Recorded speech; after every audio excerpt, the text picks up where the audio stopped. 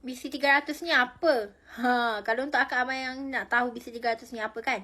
Sebenarnya BC300 ni, kalau you guys tanya dari segi maksud lah, BC tu, dia stand for blood circulation. Untuk 300 tu, dia merujuk kepada generasi yang ketiga. So, kenapa BC300 ni sebenarnya dah berada dekat pasaran 15 tahun, bermula daripada generasi yang first lagi, BC100 lagi.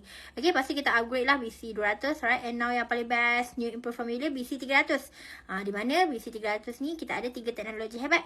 Kita ada teknologi ST12 Turbo, kita ada teknologi stem cell ginseng, kita ada juga teknologi tenaga skala. Okay, and then kalau akak tanya saya lagi kan, BC300 ni ubat ke apa? Yang ni sebenarnya di krim ikhtiar untuk 1001 jenis penyakit bersama 1001 manfaat lah. Bantu mempercepatkan proses penyembuhan. Dengan macam mana? Dengan melancarkan peredaran darah. Nama dia pun BC. BC tu stand for blood circulation. So confirm lah dia bantu untuk lancarkan peredaran darah kita. Okay, memang best tau. Kalau abang nak tahu lebih lanjut tentang BC300 kan, jangan lupa follow kita. Okay, bye.